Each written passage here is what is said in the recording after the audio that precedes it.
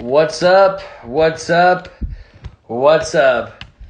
Welcome back to the Lime Stream, everybody's favorite sour hour with your favorite host, Scott Lalim. It's spelt Lalime. You know what it is. We get it fucking juicy and sour every Thursday over here. This week I'm sitting down with an icon in Phoenix right now. He's been fucking breaking wave. Just had a release on In Rotation. I'm joining EKONOVAH tonight. Just waiting on him to join right now. Let's get an L in the chat if everybody's feeling great and everybody's feeling sticky. Out to EKONOVAH right now.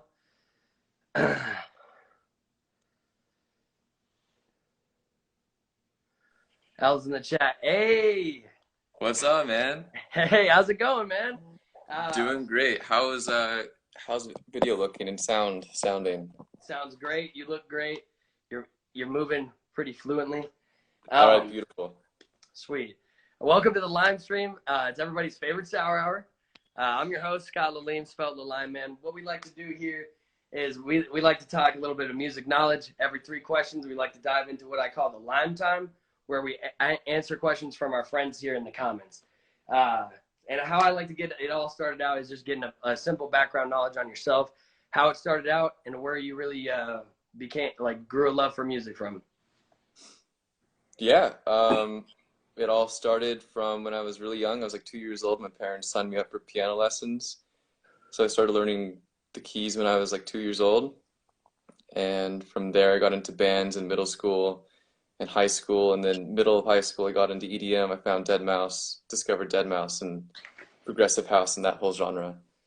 Got into music production from there and had a few different aliases, but finally landed on EKONOVAH, and that's where I've been having the most fun. Yeah. And how'd you really come up with that name? So yeah, all the other names I've had in the past from like various music genres, I just hated the name. It was just a whatever, just this sounds cool, this is the name. Yeah. So I knew that when I was starting this project, I wanted it to be more special. I wanted it to mean something to me.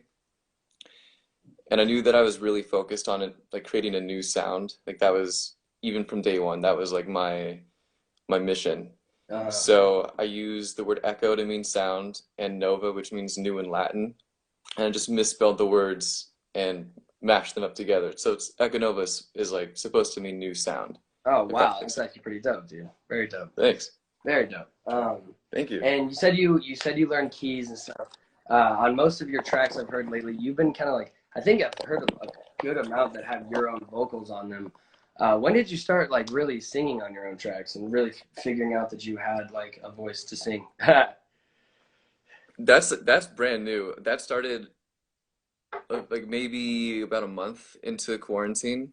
Okay. So about 11 months ago. That's tough.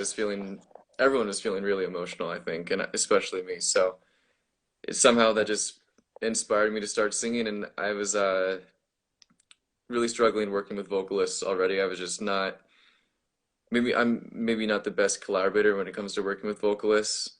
So I guess I kind of took matters into my own hands, and turns out it's been super fun and super fulfilling. So yeah, for sure. I'm glad I did it. They say it always gets better. It always gets done better if you do it yourself sometimes, you know what I mean? Yeah, and just more control over it. And, when I started getting into music production in the first place, what I found most alluring was the fact that you could be a one-man band. You could do everything, control everything, all from yourself, all from just a laptop. So it makes sense that I would want to sing on my tracks too. Just keep it all, just all me. Yeah, all you, bro. That's amazing. And where did you say you were originally from? Oh yeah, I was born in Texas, but I was raised here in Phoenix. Born in Texas. And at what age did you like really move to Arizona? Moved here when I was 4.5. Yeah. So yeah, I started kindergarten here. How do you think like the music scene out here has a difference than any other music scene in the United States? The scene here is really, really vibrant. Maybe about 5 years ago, it was obvious that bass music was kind of more so in the foreground in the local scene. Mm-hmm. And that's when I started to get into the scene here in in AZ. Yeah. But since maybe more like 6 or 7 years ago. But basically, what I'm saying is like over the last 5, 10 years, it's really grown into a really vibrant space where each genre has its own niche and own community. True. And Very, even for the producers, like from whatever style you produce, like there's just so many. It's so colorful. yeah. So yeah, Yeah. I I feel definitely really agree, grateful honestly. that I happen to be here in For Arizona. for sure. Yeah. There's so many different sides of it. I definitely agree. I'm gonna slip in Yeah. right into our first Lime time. Let's get everybody, all of our friends in the comments. If you have any questions for Ekonova or myself, slap them in the question box. Also, I just want to say it blows my mind that we used to like on the show. I used to rip shots on this Lime time. I'm so glad that that's kind of not a thing anymore. But damn, some fun times. Let's see. We already got 2 questions here. Lance wants to know what's your hair care routine. I don't have one. I Shampoo, I conditioner, wash my shampoo hair and like, condition. what was that? I said shampoo and condition. Not even conditioner. I know. I'm slacking. I should probably give Yeah. my hair some more care. I wash my hair like once, maybe twice a week, maybe, and that's about it. I don't Yeah. I don't really give it much thought. Lance also wants to know what's your favorite part of FL Studio versus other DAWs. Um, Good So you question. do not use Ableton. That's the question. No. I Okay. kind of know my way around Ableton and Logic just from teaching sessions over Uh-huh. the last few years. Um, why do I like FL more? It just clicks for me, man. I don't know. It's hard to explain. It just makes sense to me, and I don't know if there's any one feature in FL that is better than Ableton or Logic's or Pro Tools or you name it. Uh-huh. For me, it just makes the most sense in FL. Also, I will say this. I like the, I don't know. Do you produce? No, not really, not too much. I've messed around here and there, but not Okay, like yeah. definitely. Yeah, in FL Studio, I really like that you can create automation clips and just like move the clips where you want them, and you can kind of decorate the project space the way that you want it to be. So I'm really Mhm. visual, so it really matters for me where things are located. Like in Ableton, I mean, I could be wrong, but I'm pretty sure in Ableton, all of your automations are kind of just in a row, like on the same track as whatever you're automating. So for FL, it just makes way more sense for me just to move that automation clip physically wherever I want it in the Yeah, project. that makes sense. Yeah. Yeah. Yeah, but I mean, I always My tell my everyone, roommate produces, and I like watch him do what he does like all the time. So it I'm is sorry, all like you said laid who? out. My roommate's Alex Anders. He produces. Oh, awesome, awesome. Yeah, Yeah, it's fun to watch people produce too. Like I'll spend hours watching live streams or for just like sure. YouTube clips of people producing. 16KDD here wants to know: will a Suspect Zero reunion ever happen? A Suspect Zero what ever happened? Suspect Zero reunion ever happen? I don't think a reunion is in the future. That was my old project, and there were Uh, just some creative differences, and I was th taking things in more of a bass house, tech house route, so that's just where yeah. things are now. Sometimes you just got to get away from the drama. Honestly, Yeah. sometimes. Lance also wants to know: how is it being a sober artist when so much of our scene is wrapped up in drugs and alcohol? Damn, that's a really good question. Yeah, some pretty frequently I feel like a fish out of water. There's just I just don't totally fit in, you know? Uh-huh. Like I've had one sip of alcohol.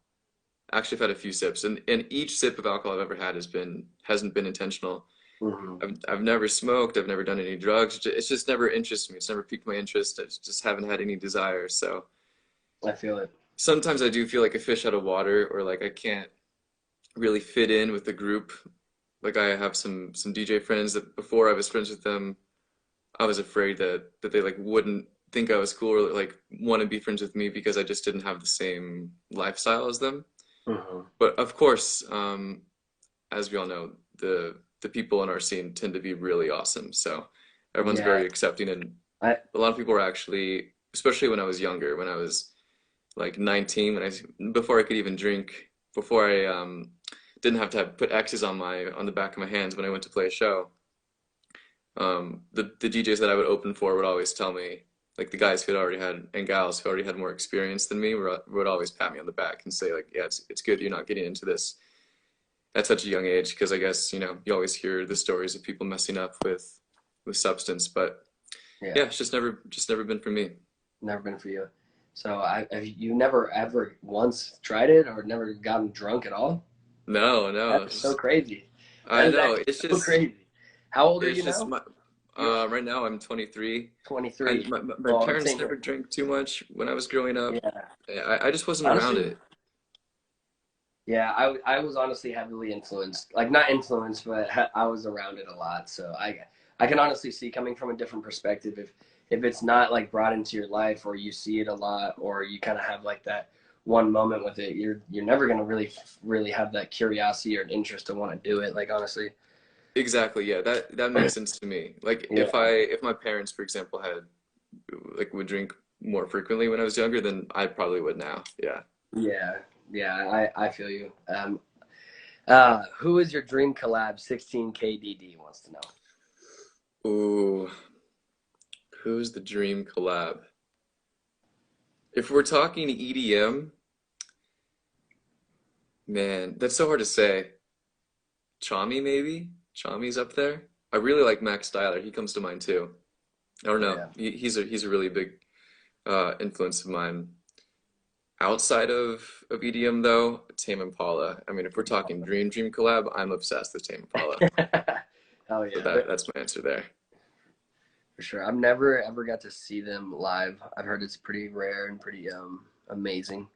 Yeah, Um, my girlfriend and I were just talking just before this about tickets. I guess Life is Beautiful just had their tickets are going live tomorrow, and he's on the lineup. I'm yeah. tempted. I'm tempted. Shows in September, Oh yeah. but he's on the Oh bucket yeah. list to see live. Hopefully, like things go back to normal. Then honestly, like I'm kind of looking forward towards like shows in that time Oh period. man, me too. I'm Low optimistic. audio. Low audio here wants to know, my man. Your tracks always have a unique sound. What was your process as a producer to find your own unique sound? Took a long time, man. It took a really long time. Like I was always hunting for it, even before I started EKONOVAH. I was always trying to actively seek out that specific signature sound, because that's the Yeah, most important thing, in my opinion, when you're an artist is like you need to have like, why are people going to listen to you? Why are you going to have people who like really believe in your music? And 9 times out of 10, it's because like you have your own specific style. So I was always looking for it, but I was never finding it, and it just happened organically. I know it's kind of a cop-out answer, but it just happened organically around the 6.5, 7 year mark of producing. Um, I started using this like airy whistly sound, and my manager, I gotta give my manager credit, because he pointed out, he's like, I've never heard this sound before. You should play around with this some more and see if you can explore it. And I was kind of, when I first made it, I kind of thought it was a one-off, like this is cool. I'll yeah, just make this track and then keep pumping other tracks out without really thinking about it. But um, he was like, yeah, you should kind of ponder that a little more. So yeah, um, it all just came naturally. It's kind of a happy accident. But I will say that I think the one of the best things you can do as a producer is resample when it comes to the actual sound design process or the creative process, because you have all of your, this isn't the right word for your peers, that's the right word. So yeah, all of your peers, all your DJ producer peers, everyone has the same pieces of software, everyone has Serum and this and that. Like, how can you use the same software but still sound like yourself? And for me, that's resampling. So I'll just bounce something to audio, tweak the parameters, tweak the pitch, form it, shift it. You know, I know I'm getting kind of nerdy and technical, but Oh do no, no, you're different totally things fine. to I'm it. with you. And for me, that's how I found my style. And I really advocate for resampling, because I Yeah, think I see too many producers who are just trying to do it all within the VST, and you can totally do that. Like dubstep is a really good example of that. A lot of bass music is a lot of it happens in the VST with just really good processing. But um, yeah, that'd be my advice there. yeah, for sure. There's somebody. destroying the question box right now with the same question. So I'm just gonna move on I'm gonna get out of the Lime time right now. Just move on to a couple questions I have for you, myself, my dude. The topic of music, talking about, you spent so long on, finding your sound. Let's talk about just spending your time on one song, or are you making a couple songs at one time? If so, how long is that process? I'm always juggling songs. It's very rare that I'll just get the inspiration for a track and finish it in one sitting. That's happened maybe 3 times ever for me. Or that I've worked on one song and didn't open any other projects until I finished that song. I think for me, I'm most creative when I'm hopping between projects and just kind of experimenting from there. And especially, like, I also produce for singer-songwriters. Like, I work on pop records and um, kind of like acoustic stuff and things in this sphere of music. And I find that really helps also keep my creativity flowing, just bouncing back and forth. Yeah, and an average track will take like maybe 3 to 4 sessions if I'm really feeling inspired. So that's maybe like 10 hours total. Okay. Maybe 15. In your opinion, do you, like you said, it gives you that like creative control almost to kind of hop back from track to track. But do you think that's like a really good way to keep the mind fresh and like always come back to it, so where your song's kind of sounding new?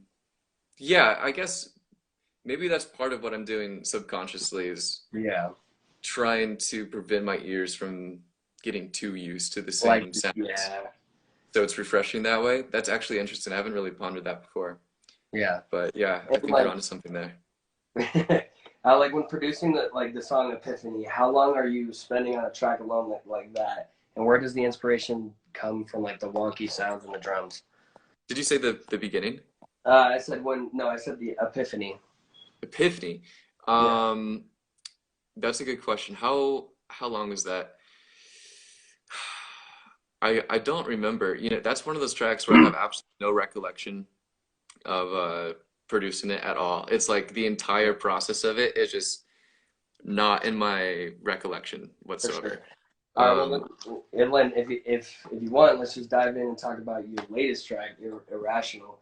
Compared to the one that I just talked about, the Epiphany one's kind of, it's kind of like more wonkier, more bassier. These two are pretty diverse tracks. Do you think that you spend longer on these deeper sounding tracks? And if so, do you think songs like Be My Escape had any influence or example on the one that you just made? Yeah, I do think my track Be My Escape has had some sort of impact, because that song kind of stood out in my earlier releases because it was very vocal driven and very ethereal, which is one of the moods that I aim for now when I'm working. But the process itself, at least the creative process, is, if anything, it comes to me a lot easier. Before I was working with EDM, I was making soft rock. I was writing soft rock on piano. So this is probably more synonymous with my history of writing music than bass house is, for example. Yeah. So it probably comes a little easier to me. I will say this though, working on vocals, that's been a new challenge to work on. Not so much the singing aspect, although I do rely on autotune quite a bit, but the production of vocals is definitely its own world. Before I really worked on my own vocals, I thought that I knew what I was doing, but I quickly realized I was a novice to vocal production. So I've really sharpened my skills with that. I finally got a mic. A lot of the music that I put out, or a lot of the music I was making in the first half of COVID, was all recorded on my iPhone 6. So that also made it very time consuming to work on vocals. But all in all, it's way easier for me just to write something, like, as cheesy as it sounds, to write something from the heart that I really believe the message in. Yeah. Because when you're working on bass house, and I'm not trying to dig bass house or similar genres whatsoever, because there's an art and a science to it. But when I was working on other like clubbier genres, it's like it's harder for me to really get attached to it because there wasn't really a feeling. I mean, it was like really driving and aggressive and dancey, which is super fun. But I guess for me, I need that feeling to like really help motivate how I'm writing. Yeah. Yeah. Yeah, that's kind of why I asked. Like, sometimes I feel that when you're fully into it, it actually speeds up the process more because Yeah. you're like 10 toes down. Honestly, that's like I agree with you. I make hip hop music, and that's exactly how I feel about it too. Okay, yeah. Yeah, it's all about getting into that flow. Yeah, for sure. So with that being said, I'm gonna slip into another lime time here, my guy. Uh, Let's do it. loaded gun here wants to know, what do you miss the most about live shows? A loaded question because I miss so much. I miss the routine of waking up early to get on to catch a flight, and I miss the routine of just trying to eat and get ready before heading to the venue. I miss all that, man. Gosh. But I guess my answer's probably got to be to play new music live, like play unreleased stuff live Yeah. and test those reactions. I feel like Um, that's 90% of it though. Like that's the saddest part is like that's 90% of what this all is, you know what I mean? Is the yeah, man. reaction. Yeah, that's one reason that it's so just so emotional for me. It's because yeah, like Yeah. that's like it's like how do you write music without getting feedback at the same time? It's kind of like taking a shot in the dark. It's kind of difficult, but yeah, I think that's got to be my what I miss the most. Mm. It's probably got to be it. Yeah, Hell yeah. hard to answer though. Um, I would say the same thing. Just being in a live crowd, jumping with the crowd, you know what I mean? Feeling that energy. She also wants to know here, if you could pick three artists to jump on a tour with you, who would you choose? Oh man, that's so hard. That is so hard to choose. Um, wow. Okay. Um, I've really been liking City Walker. If anyone knows who City Walker is, he's got some really cool, really cool advanced sounding music. He just got had a release on Musical Freedom, and you should go check it out. It's super good. So City Walker would be on my list. Clank, I really love what Clank is doing because each like he's in that bass house realm, but he kills it because he just has such a specific style, and like even his kick drums just sound like Clank. Um, Clank, City Walker, and then I got to go back to Max Styler because I'm just such a big fan of his. I think that'd be a Yeah. fun, diverse lineup. Get some feelsy stuff and then some heavier bass stuff, Yeah, and then get that's a very some IDM blend. sort of vibes from City Walker. I think that'd be a cool bill. Super tight, super tight. Well, you heard it from himself. Ex Stanimal here wants to know, would you ever want to create a soundtrack for a film? If so, any ideas on genres or movies you'd want to write music to? That's a Yeah, really good definitely, question.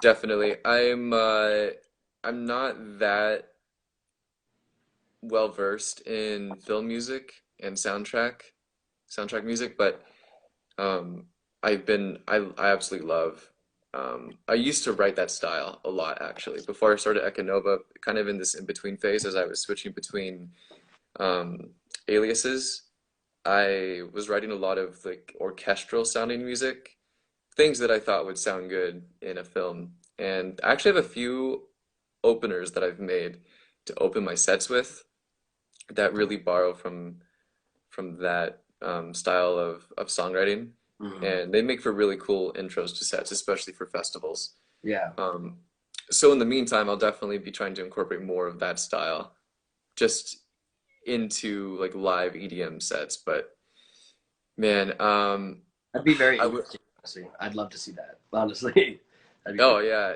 I think it'd be super fun and refreshing. Just Yeah, something different. something very Well, different. And honestly, I don't think anybody's really even attempted that. Honestly, so here we go. I've seen. I gotta scroll down 80, like 80 like questions of the same question. Here, I'm just gonna click on it just because we haven't answered it yet. But Okay, here we go. It says, "I really need your help on a song I ended up doing. Would you like to help me?" From Khaki Official. from Khaki Official. Yes. Khaki Official, you can DM me your song and I'll try to help where I can. Oh yes, you heard it from himself. I'm sorry, lad, that you had to type that 80 times. I apologize for not answering it from the start. I don't see any more questions in here at the time. If you guys asked a question and I missed it, don't be afraid to ask it again. Oh, here we go. It's Q Music wants to know, are you still working on lo-fi tracks? Ooh, that's a good one. Ah, yeah, I have a lot of lo-fi hip hop stuff that I'm working on. I'd love Kind to of check always that out. shuffling through those. I absolutely love lo-fi.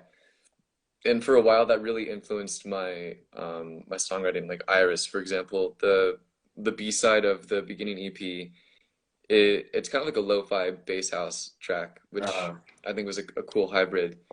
So I'm always working on lo-fi hip hop. Sometimes I work on some lo-fi house stuff. I have a few lo-fi house tracks that are unreleased and unfinished, but every now and then I dabble. yeah, for Yeah. sure. Yeah, I just released just like a mixtape today with like I rap over a bunch of lo-fi hip hop.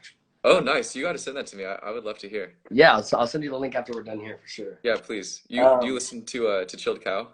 Chilled Cow, no, I've never Is heard that that. what it's called? I'm pretty sure. I gotta check because I don't want to embarrass myself. Yeah, Chilled Cow. Chilled It's Cow. such a weird name. I'll It's a definitely have to check that out. lo-fi hip hop on YouTube. It's like a 24-hour live stream. Oh yeah. It's one of those beats to Oh, is it? relax study Oh, I to think I know videos. what Chilled Cow is. It's like literally it's like an anime background. It's something's kind of moving in it, and then it just plays lo-fi and it just changes. It just changes track after track. Dude, yes. It's Okay, yeah, I didn't know that it was called that. My girlfriend actually puts that on all the time. I never knew the name. She just slaps it on when we go to bed. it's so dude. Yeah, I listen to it when I sometimes to fall asleep if I can't sleep too. It's I love it. It's that, yeah, I love that, dude. It's so good. Honestly, some of them I'm just like, all right, yeah, I'm grabbing that. That's a fire track. You know what I mean? Yeah, yeah, exactly. I It's saw someone honestly said it's that a they good like way to crate idealism. dig for lo-fi too. Honestly, Wait, what was that? I said it's a great way to crate dig for lo-fi too. If you're not really just trying to like surf through different platforms. Totally. Yeah, Yeah, totally agree. This is um, they have great curation. for sure. Yeah, Haley wants to know. My girl wants to know. What's your favorite color? My favorite color is definitely blue. I Blue. love blue. I agree with you, man. Mine is blue, but Yeah, I like your since I am the glasses. lime, I have adapted into the green too. So Ah, see, yeah, green's my number two. yeah. Lance here wants to know what's your favorite gig you've played. Also, what's a venue or a festival you still want to play? Favorite gig I've played. The first one that's coming to mind, that's hard. Okay, like a show would be I played at Exchange LA, which is so much fun. That was one of my best sets. One of the best crowds I played for. They were really, really animated. It was IO was on the lineup, rest in peace. And um Drezzo was the Rest in peace. headliner. That was a super, super fun night. Mhm. Um so Exchange LA was one of my top picks. Bonnaroo also comes to mind. That was really fun. Um, I would love to play Ultra. That's one that comes to mind as well in terms of That something I haven't played. I haven't That's on played. the bucket list. Kind of energy did you feel up on those stages, man? I can't imagine. Oh, Bonnaroo was really wild because we were awake for like pretty close to 24 hours. So I mean, and that's not like me at all. I need my sleep to function in any capacity. Yeah. So I was really kind of testing my limits there, but I had been awake for something like 20 hours or so, and the sun had just risen, and it was my camp's turn to get on the decks. It was on the Calliope art car, Hmm. and the way that it works, to my knowledge, and I've only been once to Bonnaroo, but all the stages turned off, everything, like, all the music was over, and anyone who wanted to keep partying just came to the art car. So everyone from all these different genres, like all these different fan bases, all came to the EDM stage. We were just playing house music as the sun was coming up, and Oh, I'll never forget that's it. super tight. Yeah, it's a great memory. That's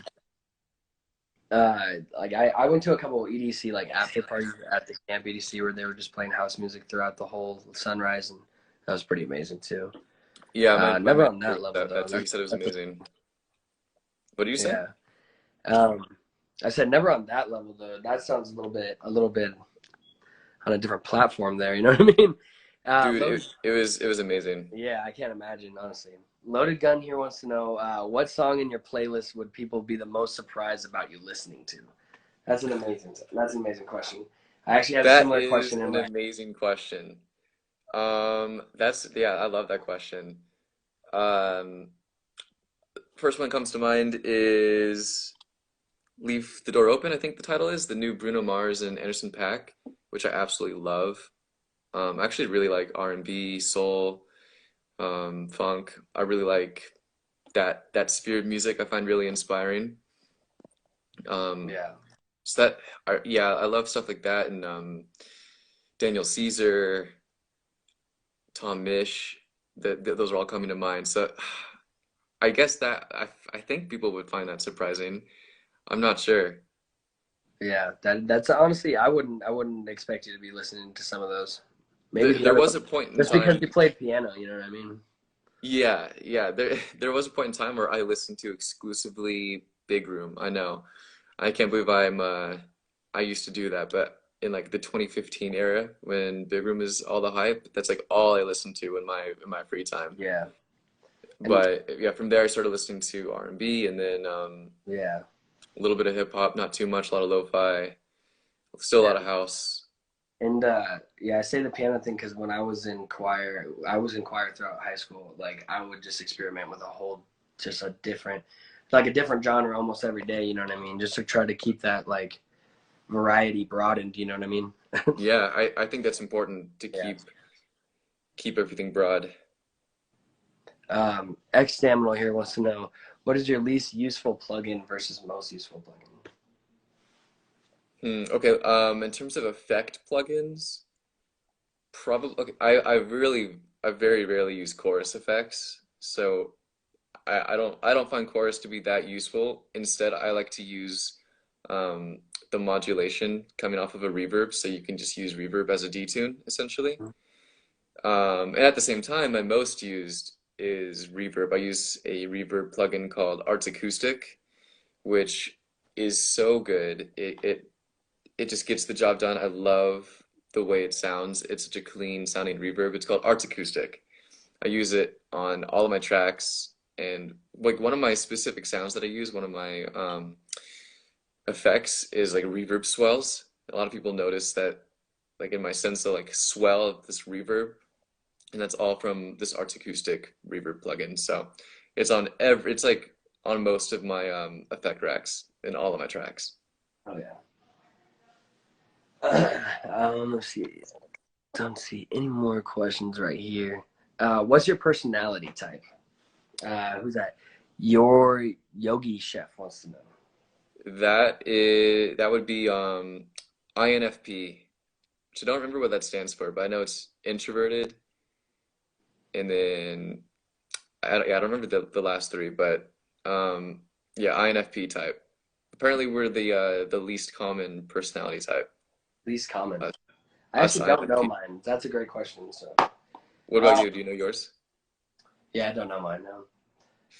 I'm gonna Super fun slap to in take the some of the test. questions that I have for you in lime time real quick. What are some of the ways that you sort of break the ice when first collaborating with an artist?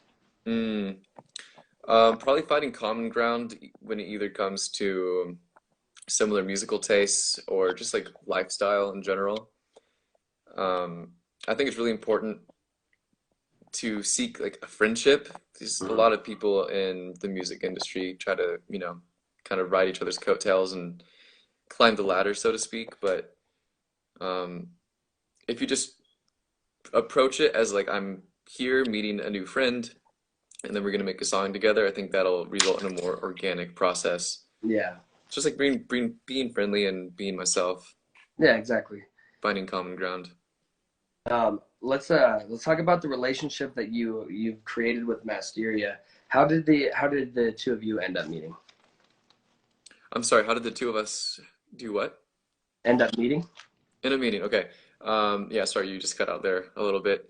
Yeah, it's Um, okay. It's okay. The connection, I think you've been cutting out here and there too. oh, Honestly, weird. Sorry about that. Well, no, we it's okay. I met think it's on my back, end. I think we met back in 2018, and that's when the collaboration started. So that one took a long time to come out. Um, I think I just messaged him on Facebook back when I was using Facebook more. I barely open the app these days, but I just hit him up and we started chatting and I sent him the idea and he really liked it. So we just started going from there and the track kind of was in this purgatory stage for a little while and we were just waiting for inspiration to strike again and I don't remember how we did, but somehow Yeah. we finished it and pitched it to Confession. They really liked it. Yeah. How long did you guys spend on that one? How long did that take you guys? Yeah, I mean, from the day that we started it to the day it came out, it was a little over 2 years. But in terms of how much time we actually spent on it, I think it actually took a while because we were juggling with so many different ideas, trying to make it really come together nicely. Um, yeah, probably more than average for me. Maybe like 25, 30 hours. 30 hours. Would you say that working with other people usually takes longer than just doing it by yourself? Yeah, Yeah. that's a skill that I'm working on for sure. Like I really love the idea of collaborating, but so far I work so much better by myself, which I hate to say because like I said, I love the idea of collaborating. But Yeah. yeah, it just my workflow is sharper when I'm working by myself. I feel like I can get more into a flow state by myself. Yeah, definitely. I definitely agree. I definitely agree. Well, that kind of like wraps up those three questions really quick, man. I'm going to slip into just another line time. We got questions booming in the box kind of down here. Let's do it. So let's see here. Loaded Gun wants to know, what is the best vegan recipe you have tried so far? What is the worst? Oh, I didn't know you were vegan, man. What's the best and worst vegan recipe? That's great. The worst one, my girlfriend can attest to this. We made um what's it called? We made vegan chicken nuggets with tofu, Mm-hmm. but we were spitballing. We didn't really rehearse the recipe and we didn't really cook the tofu. And by the middle of the meal, we both felt like super nauseous. Just because we were like eating raw tofu for the whole meal.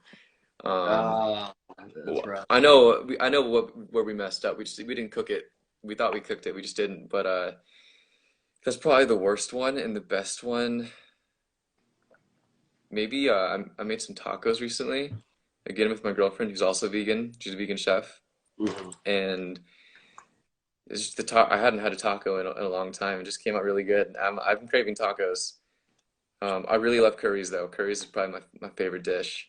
I love a good massaman curry or a pineapple curry. It's my Yeah, faves. yeah.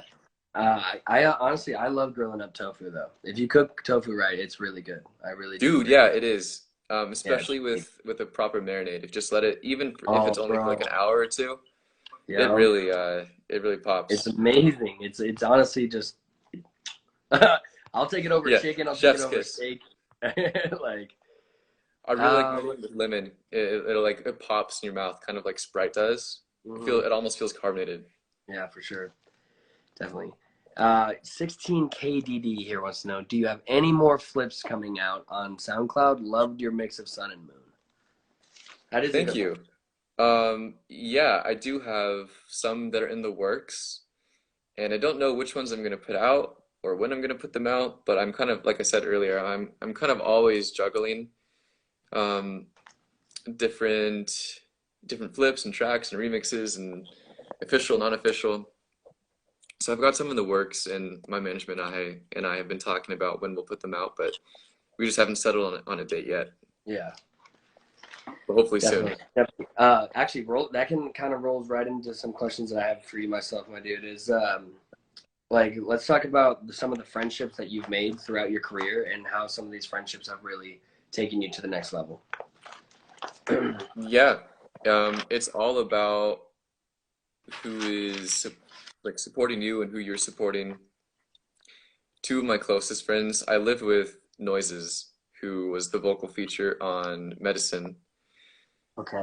and Blossom is another really close friend of mine. She's a local DJ, Shout so out that's kind Blossom. of what's that? I said shout out Blossom. Love Blossom. Yeah, shout out Blossom. So the two of us have been really, or the three of us have been good friends, especially through this pandemic. But it's been hard. talking to people and keeping those friendships really thriving over the last Mhm. year, you know, because it's hard Yeah, to I meet honestly, in person and all that. yeah, I haven't talked to a lot of people. Hello, can you hear me? What was that? I Oh, think I the said, audio cut out. oh, my bad. I said, yeah, it is hard. I haven't talked to a lot of people in a while. Yeah, Um, it's starting to it's just getting heavier and heavier. It's hard, but yeah. staying optimistic. But let's talk about, yeah, let's say we always got to stay optimistic. And like, if you stay positive, you can honestly we're going to get through this. And I hope by July that if everyone gets vaccinated, we can kind of start getting to a normality of, raving again. Because I would love to Yeah, see that happen. yeah, fingers Um, are crossed. Fingers crossed. Yeah, we're all praying. You know what I mean? But let's talk about your connection with Jason Mueller. You've been bringing up your manager here and there. How did you guys meet, and how is that bond between you two? Yeah, we met on an app called Radiate back in the day. He was running an event company at the time. It was called Movement, and I was looking to get more involved in the scene and play more shows. So we connected that way, and I helped out with his entertainment company, and he was getting me experience with the local scene, playing shows, and those early days actually really shaped my musical style and my taste because for the first time I was opening for artists who I really looked up to, but I had to play sets that were more reserved so I didn't eclipse the energy of their set, which was brand new for me. So back in that time, it started playing new music, discovering new music, and playing out new styles.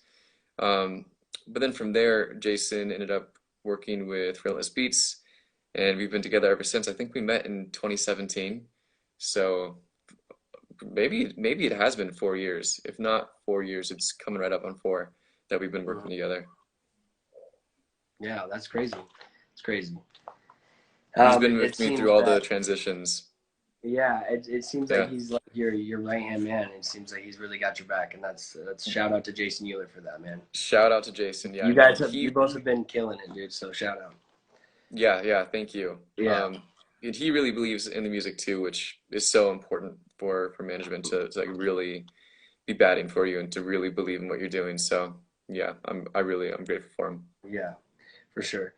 And that kind of dives us right into this next question. It's kind of an important one. Is if you could express some marketing tactics that you use yourself when sending a label off to or sending a track off to the label, and Yeah. or like to get signed, and where does the manager really play part in the process of that?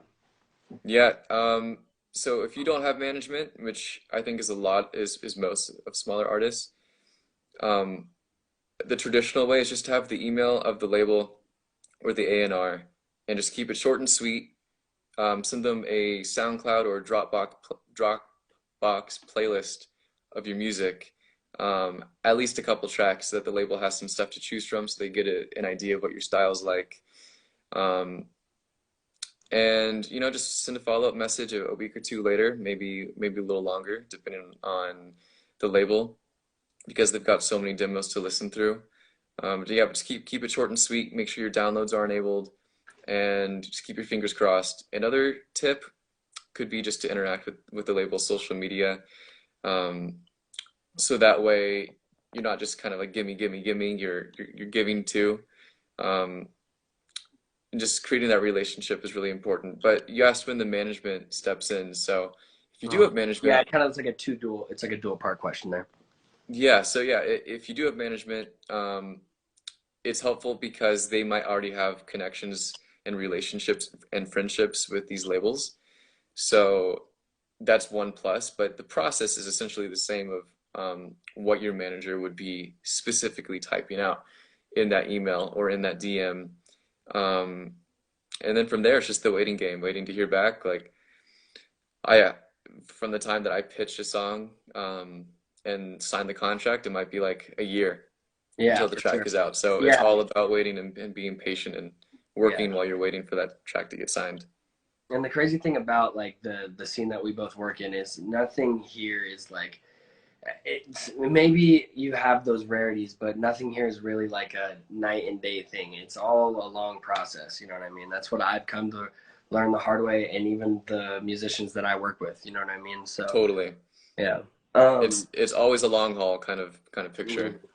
And right before we slip into one more line time, before we get into like the promo 10 minutes that I do, um, I want to know if you had two words to describe your work ethic, what would they be? What would those two words be? Diligent and lazy at the same All time. I mean, right. I work really hard, and I'm really proud of my work ethic because I do think I'm really driven when it comes to songwriting. Yeah. But I'm And do you also, think? I'm sorry. I'm sorry. You cut out, man. Oh, okay, I yeah. totally apologize. Oh no, no, you're fine. So while I am really diligent, I can also be lazy when it comes to music. But when I'm not working on music, I'm almost always either working on some other sort of thing for Ekonova, whether it's like promos or emails or graphics or videos or like just generating content, all of that. Um, yeah, I guess it's kind of dichotomous. Yeah, for sure. And do you think your persistence really played a big part into where you are today? Definitely. I don't think anyone anywhere just can Wake up tomorrow and do this. Honestly, I don't think so. yeah, yeah, and it's really daunting because we love our instant gratification, especially in the current world we live in. I know I do, but that really is the name of the game is persistence and um like the fruit you'll see the fruit of your labor once you put in your time. And for most of us that means like minimum a year, 2 years, 3 years, 4 years. That's just kind of my mindset. Yeah, definitely. Definitely. Yep. It's all a long haul. All right. Let's slip into one more lime time, guys, before we get into the last 10 minutes of the show. All the friends in the comments, I just want to honestly thank you guys for staying through us for the hour. I'm not going to lie. I had a few parts where I was cutting out, and I felt like I was interrupting you, and I do apologize for that. But again, thank you for everybody who stayed in the comments the whole hour. Thanks to all the friends that constantly kick it with me here. You guys are killing it. One more long time. Let's get the L's in the chat for Ekonova. He's killing it tonight. Let's get those questions in the box. You know what to do. I think there was one in here that I did not answer. Oh yeah, Loaded Gun wants to know: do you believe you have to be born with creativity or something to achieve through practice, or can you achieve through practice? My bad. Yeah, I don't think you need to have any sort of innate like abilities or intuition. I mean, it does help. It definitely helps, but you definitely don't need it. You can train yourself. You can even train yourself to have perfect pitch. You can really your mind is really powerful. So you can always practice and get to where you want your music to be as long as you're putting in the time, putting in some practice and maybe even a little bit of research. I think some music theory knowledge goes a long way too. Not that I'm the best at music theory, but I do know my way around music theory enough that I can really kind of understand what I'm doing. So just yeah, you can really go a long way with teaching yourself some stuff here and there. Yeah, for sure. Let's see here. Your Yogi Chef wants to know new music coming soon. Yeah, that was like what I kind of leave you like the last 10 minutes to kind of talk about what you have coming up. But you can go ahead and answer the question. We're kind of close, anyways. Yeah, sure. I'm so happy. I've got a lot in store for 2021 and 22. Things are really lining up nicely, and which is so nice because for most of 2020, um, I wasn't putting anything out because of just we were wondering like what's going on in the world. So feels good to be putting music out. I can say that in about a month I'll have a new release with a really good friend of mine, a really good vocalist. Actually one of the collaborators that we've made a few things together and they've gone really, really well. That's always been a really intuitive, easy writing process together. For sure. So yeah, next month there's some stuff. Actually, wait, let's see. What month are we in? Yeah, I We think are it's next month. March. I'm anyone that's close to me will tell you that I'm awful at keeping a calendar, like a mental calendar. I'm the worst at that. But for the rest of Yeah. 2021, I've got a lot of stuff planned, and I'm really, really, really excited to keep putting out music with my vocals and writing about lyrics that are like really important to me. and really vulnerable and honest. So I think it's going to be really fun just to continue to show that new side of me and share the new sound. Yeah. And can we see you on any live streams or anything like that soon? I don't know if I can reveal any details there yet, Not but yes, got some live streams coming up, got some guest mixes coming up, and things of this variety. Yeah, sweet. Definitely sweet. You heard it from himself. Stay tuned. EKONOVAH's got big stuff coming, guys. Stay tuned. Stay tuned, stay juiced, stay sticky, whatever you want to do. I don't see any more questions in the box right now. It is 7:50. I know that you just kind of you promoted yours, like what you got coming up. So I'm going to go ahead and let everybody know that next week I got We Greater Than I coming on the live stream. He's a co-founder of Project Atlas here in Tucson. He's been a great friend of mine for a while. So we're going to get him. We're going to juice the brain of him a little bit. And if you didn't hear, I just released a mixtape today called Fresh Press. It's on SoundCloud. You can go and look up It's the Lime on SoundCloud, and you'll be able to find it. Go and listen to it. Go and give it some love. Other than that, I want to give a huge thank you again, EKONOVAH, for coming on. I'm sorry about the stream being a little bit glitchy. No, don't worry about it. And thanks for inviting me on the stream. That was really fun. I love doing interviews. It's been a while, just again because of the world. So that was really fun. So yeah, thank you so much. It's been super fun, and the hour always goes by so fast. I've noticed it's crazy. Yeah, dude. That was a time warp. Yeah. And I'm not gonna lie, I did have a kind of a hard time scrolling through 90 of the same questions. So next time, Khaki, just ask it once, and I'll get to it. I promise.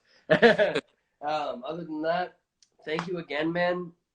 I'm gonna just keep it into the lime time. If anybody has questions, please ask them. I have another question for you, man. How has your past knowledge with music really benefited you with producing? Like, where does it really come into play, do you think? Most of the issues I hear when up and coming producers and DJs send me music, a lot of their elements are out of key. Like most of their songs in the key of like whatever, C minor, but then they'll have something that's totally out of key on like in their lead. So instantly that breaks the track right off the bat. So knowing music theory on a very, very surface level will give you the information you need to avoid doing that. Like that, like just ruins a song immediately. Mm-hmm. So that is one immediate takeaway from having some background with music. I also have a background with playing piano. And sometimes I'll start writing a song with a MIDI keyboard, and I'll just record in the keys into my session. So that comes in handy. But really, it's just kind of understanding why something works. It's kind of an abstract answer, but like why a musical idea works. Just it's hard. I'm kind of having a hard time explaining it. There's something I really like with chord progressions when it loops really naturally. It's about understanding where the tension is created and when the tension is released. Yeah. So if you can kind of understand how to utilize those tools of tension release, call, and response, then you can really create a compelling song. Yeah, for sure. And do you think just the basic knowledge of being able to read music really helped you along with producing as well? Actually, no. I used to be able to read music when I was like 5 through 8, and then around age 9 and 10, I just kind of lost the ability. My music teacher was kind of stumped because I knew how to read it for the prior few years, but I just lost the ability for some reason, and I didn't really enjoy reading music. So no, no one, in my opinion, no one needs to be able to read music to write music, and I certainly don't. I can't read music at all. Yeah, for sure.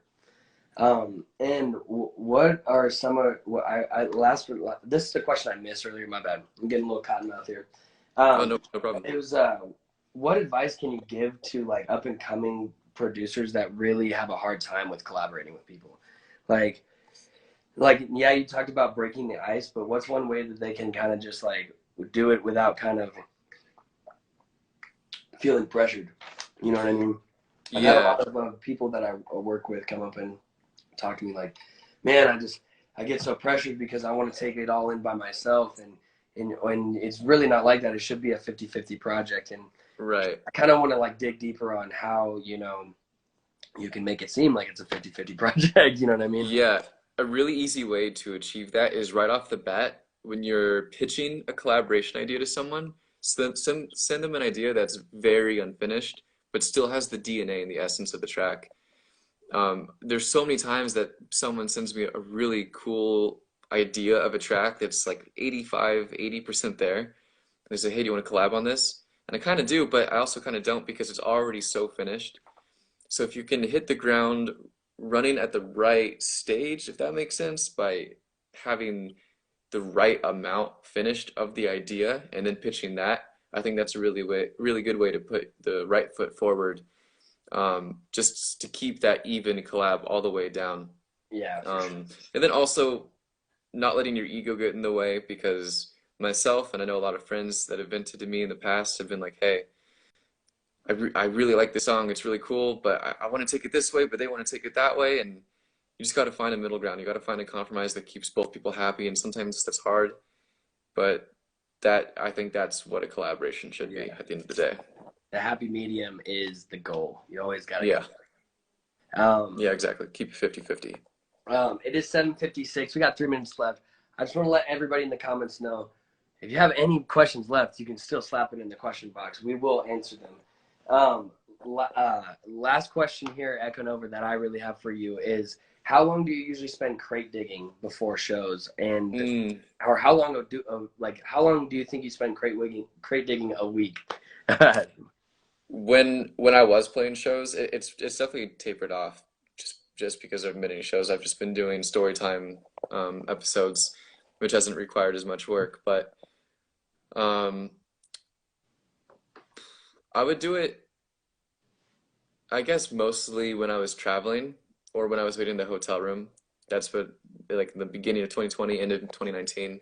That's when I was really doing most of my searching, which would really, all that time really adds up. So quite a bit of time. I really like to dig through SoundCloud, and SoundCloud kind of gets a lot of hate these days for kind of being on its way out, but you can still find some really crazy gems in SoundCloud. And I'll check my promos, I'll check DMs, and I'll check Spotify playlists. Just kind of try to, just like I do with my sessions, kind of hop into the different platforms and see what I can find.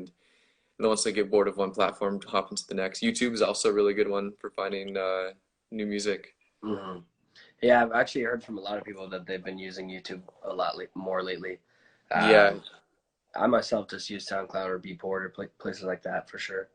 I like Beatport to use too. Yeah. Beatport's really fun because you can it tells you the key. So if you're looking for a song in a specific key, you can use Beatport for that function. Mm-hmm. Yeah. Your yogi chef here wants to know if your younger self saw, oh, my bad. So if your younger self saw where you are now in your career, would they be shocked with what you're doing? Was music always your plan? Yeah, my younger self would totally be shocked. Music was my like realistic focus probably ever since my sophomore year of college. Mm-hmm.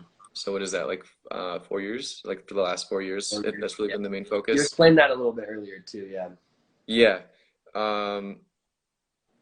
But yeah, my past self would be absolutely shocked. Like from day to day, like it's so weird because 5 years ago I would be so proud of myself, but then sometimes I'll beat myself up because I want to be further in my career than I am. There's kind of that kind of dichotomous, but I got to keep reminding myself that that past me would be really impressed. Past you, yeah, definitely. That's how, honestly, I have to remind myself that on a daily, and just what we talked about earlier, that nothing comes overnight with what we're doing. Yeah, exactly. Yeah. But with that being said, man, we got 1 minute left. So I just want to again say thank you for coming on. Thank you to everybody who stayed with us again through the whole hour. L's in the chat for EKONOVAH. While we got this 1 minute left, why don't you let the people know again, just real quick, what you got going on about yourself and what they can expect to see you next. Yeah. Please subscribe to me on YouTube. I've got a lot more videos coming on YouTube in the near future. I've got some more music with my own vocals. and other artists coming out very soon. Um, expect a year of new music from me. I've got a lot coming up, and I'm really excited to start making announcements here soon. Hell yeah. Yeah. Hell yeah. Well, you heard Well, it from dude, him thank you himself. so much. I Oh, really dude, appreciate it. anytime. Anytime. I next season will figure out some way to probably fix the connection, or I don't think it's really like it's never really been on my end. I'm not saying this to you, but I think I will move away from Instagram. You know what I mean? For sure. I've grown this baby here, and it's probably time to move away from Instagram. But EKONOVAH, thank you again. That was amazing, man. I had a great time with you, and I hope to collab with you soon. Honestly. Much love, man. Yeah. Send me your new release from today. I can't wait to Oh yeah, check it I'll out. send you the link right now for sure. Yeah, sweet. All right, guys. Thank you again, everybody else in the chat. But lime out for sure. Have a good one, EKONOVAH. You too, man.